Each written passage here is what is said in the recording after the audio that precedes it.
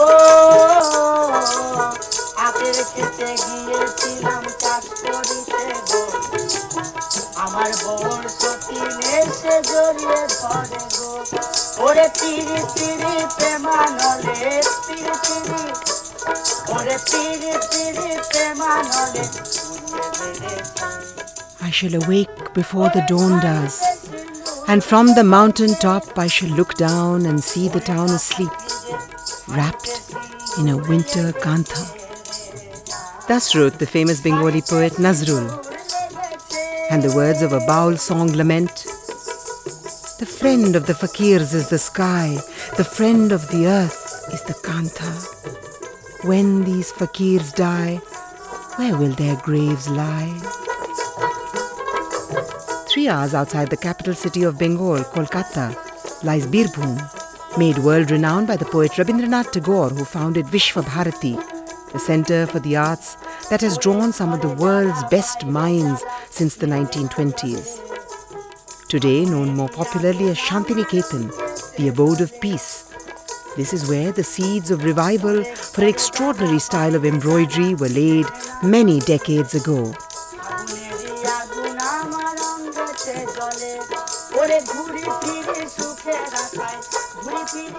Frugality has always been part of the Indian ethos, and from this was born the Kantha, literally rags in Sanskrit.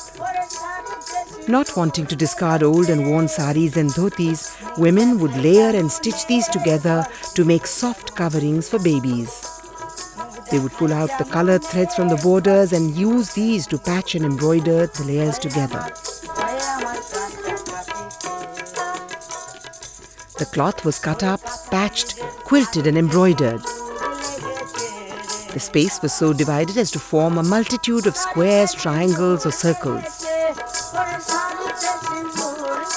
The kanthas were then used in homes for wraps and folded as bags. By the early 19th century, kanthas had mostly fallen out of use and may have disappeared completely, but for the efforts of some women led by Gurudev Tagore's daughter-in-law Pratimadi to find a new market for them. As a result, the Kantha became a fashionable textile. In rural Bengal, hundreds of women now work in collectives overseen by a supervisor producing beautiful kanthas for contemporary wear and use. The work usually begins with a buyer from a city placing an order. The specific design is then traced and translated onto the fabric, which today might be anything from cotton to georgette to silk or chiffon. The chief stitches used are the darning stitch, the satin stitch, the loop stitch, and for the outlines, the stem stitch and the split stitch. When the stitches are long, they are broken on the reverse side by one or more short stitches, giving the dotted look to Kantha.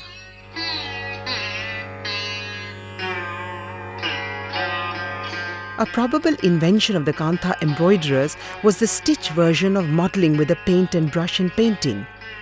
The effect of modelling is given by producing closely spaced rows of stitches running parallel to the outline of a figure. This brings about a uniformity of look.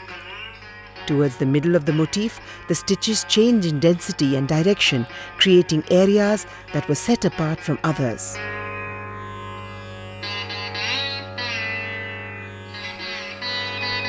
The most traditional design in Kantha was the Mandala, usually represented as 1,000 or 100-petaled lotus. This old design, now reinterpreted in many ways, represents the Indian philosophical concept of the interconnection and unity of the animal and spiritual worlds. Traditionally, kanthas for different uses were called different names. The lep kantha was a winter covering for the body. Its modern version is the stole.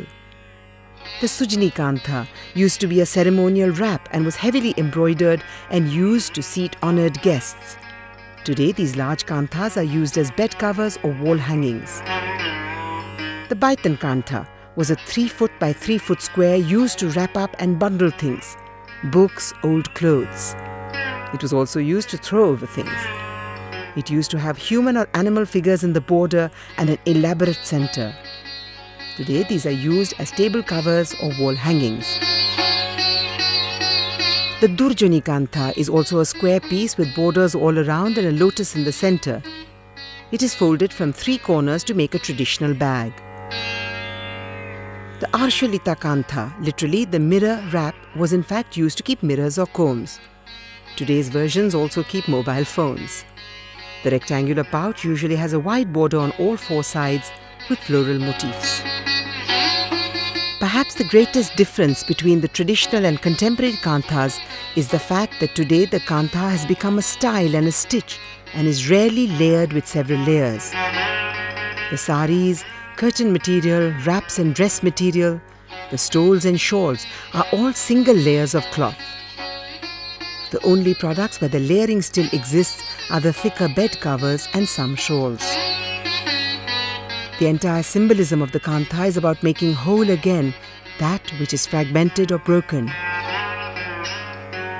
In Hinduism, the universe is made up of the warp and the weft, and thus becomes important the wholeness. It is normally seen to be the role of the woman to make things whole again, and it was right, therefore, that it was the woman who embroidered her story, her dreams and her world onto kanthas.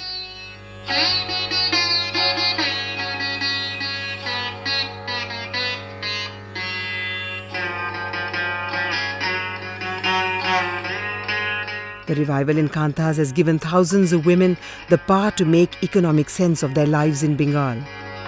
With the possibilities that this form of embroidery offers in terms of motifs, colors, density and texture, its use for contemporary tastes is infinite.